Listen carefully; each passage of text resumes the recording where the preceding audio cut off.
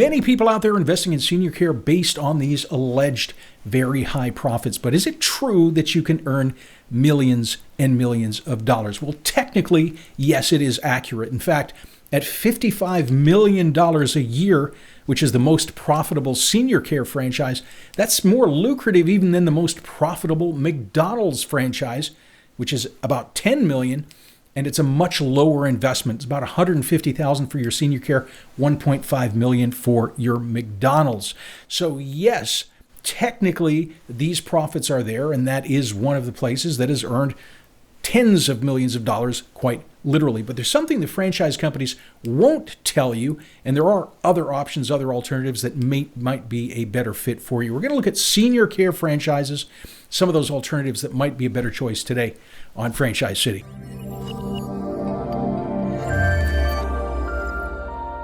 So $55 million a year, that's good money. $150,000 investment, that's relatively low as far as buying a franchise goes. Theoretically, someone could put down about $30,000. They could SBA finance or traditional finance the rest, and they could buy that franchise. But should you do it? Here's the mistake that most people make when they buy a franchise. It's why they lose their money, and it's the problem when looking at only profit potential when you are trying to buy a franchise. It's similar to if you were an aspiring young athlete and you were wondering which sport that you should play. You do some research online, you see that NBA basketball players are some of the highest paid at $8 million a year on average. So you decide, you know what?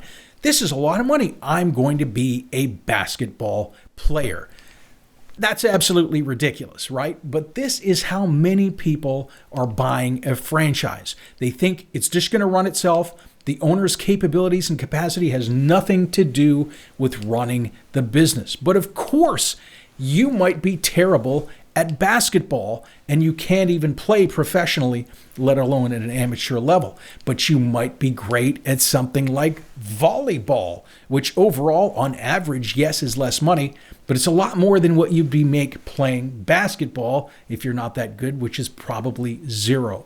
And probably zero is the same that you're going to make getting into the wrong franchise if you're not good at those particular roles. So a senior care franchise, it's a very relational business. It's not like a restaurant where people are just walking in, ordering a hamburger, sitting down and eating it. The owner has to get out into the community. They've got to speak with care facilities, have to speak with families. They've got to get involved with the Chamber of Commerce and all those other things. If you're in B2B, you know exactly what's involved. Now, some senior care franchises, they do allow you to hire the sales role, and you would handle something like office operations.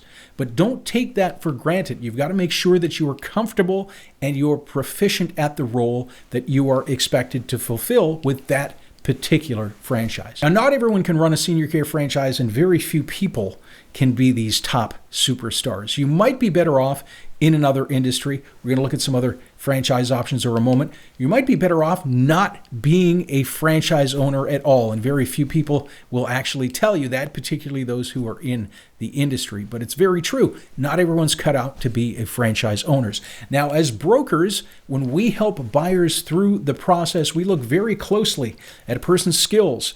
Are they good managers? Are they good relationship builders? Senior care, it's got a lot of social interaction. They generally are not looking for nursing or caregiving experience.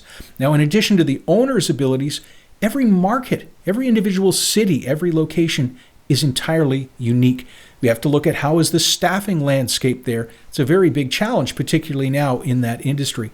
The market demand, what does that look like? What about the market demographic? Is it in alignment with that particular brand? There are multiple considerations to look at to actually determine if you could have a shot at being one of the highest profitable superstars in one of these franchise systems. Now, most people, they just jump in looking at that high numbers. And just like the useless basketball player, they fail, they lose their money when they could have chosen maybe a lower producing industry, but have been a superstar. So if you are a relationship builder, if you're good at B2B sales, Your local market is a good match. There are other options other than senior care that actually can be quite profitable. So printing and signage, we've covered that before on the channel. It continues to be profitable with many owners earning into the multi-millions. Now, we covered something like that on the channel earlier of an owner who was doing over $20 million a year, which is something that top operators can shoot for. Now, staffing, another one we've spoken about, that's another industry that requires a very outgoing personality. And average earnings in one system, that's the average, is over $6 million a year. Now, a cleaning master franchise, cleaning industry, a lot of people don't think of it, but they have top owners generating over $5 million a year. And you've got industries like disaster recovery and cleanup. They've got top owners making net profit of $1.4 million a year. Now, there's a little less sales required with those type of businesses. Most of your customers are insurance companies, and with the cleaning, most of the customers are calling in to get a quote, so not quite so much sales.